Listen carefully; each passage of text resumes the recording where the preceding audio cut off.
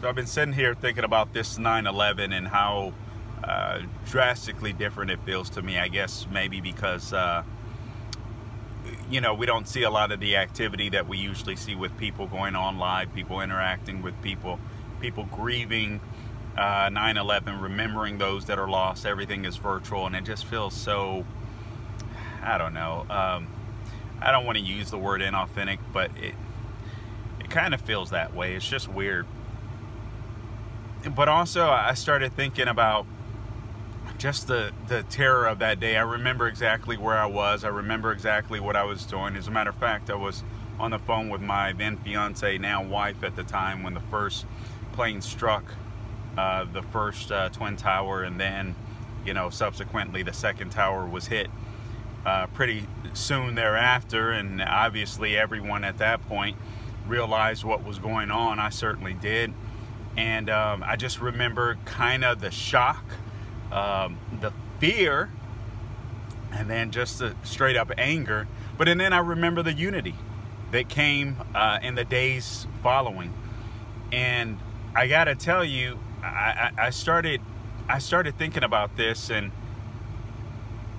just the terror attacks and 9/11 in general, and Islamic terrorism, and just what that day meant. And then I started thinking, I know this is gonna sound crazy, and I'm not trying to be hyperbolic or even hyper partisan, but it's just the way that I see it now. I realized something that I wasn't gonna say at first, but I'll say it. I fear leftists today in America more than I fear Islamic terrorists, and I'll tell you why. I feel like the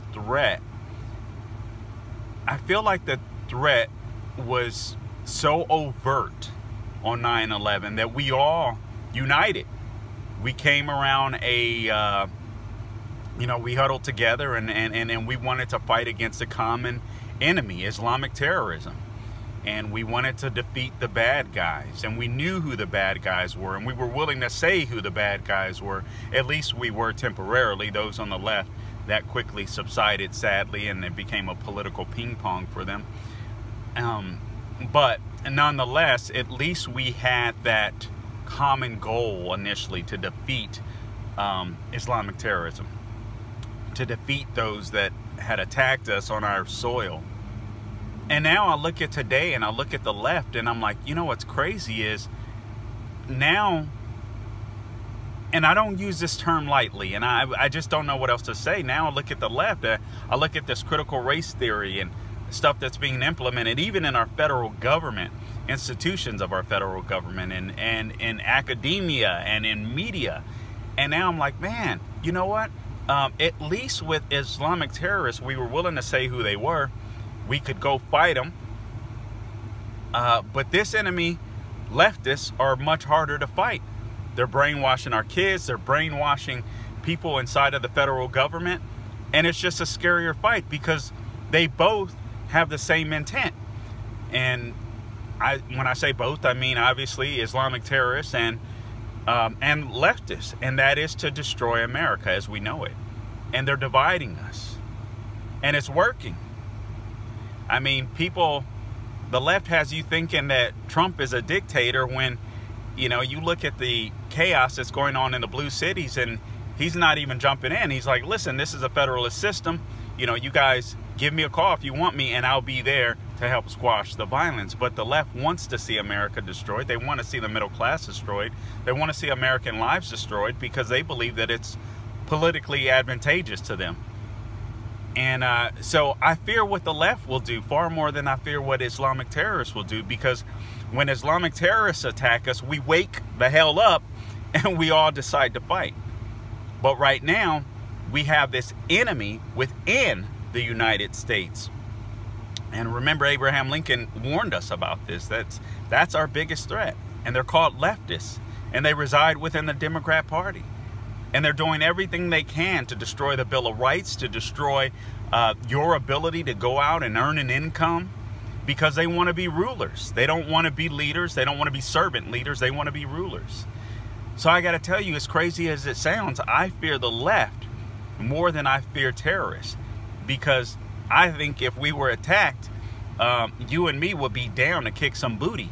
But we've got all these people that are deceived right now within the Democrat Party, and so-called moderates even within the Democrat Party, that doesn't see how far left, or they're just blindly ignoring how far left the Democrat Party has gone. And these people want to totally transform America. Barack Obama set the table. The worst president, perhaps ever, top 3 for sure. He set the table. A racist bigot that was able to divide us. And I think we're seeing a lot of what we're seeing now with this critical race theory and all that is a direct result of his presidency. The division, a direct result of his presidency. And I just think we have to fight back against this, man. Well, I think we got one chance to get it right, and I think that's on November 3rd, and I think that's voting for Trump. But not just Trump. We need the Senate. We need the House. So we got to get out and we got to put in some work. We got to make sure that Trump wins. We got to make sure that the GOP, and listen, I'm one of these people, if the GOP person sucks, I ain't voting for him. But it's obvious that we have a man in Donald Trump that's standing between socialism and liberty. It's as simple as that. And people are talking about he's a dictator. What? He's not a dictator. Shut up with that nonsense. Dictators don't cut taxes. Dictators don't deregulate. Dictators don't participate in free speech, commentary on social media. And dictators, for damn sure don't go to NRA meetings or interact with them. So that's just nonsense. But we got a big fight on our hands. And this is a fight that's, unlike Islamic terrorism, Trump squashed them. Obama said it would be a 25-year war.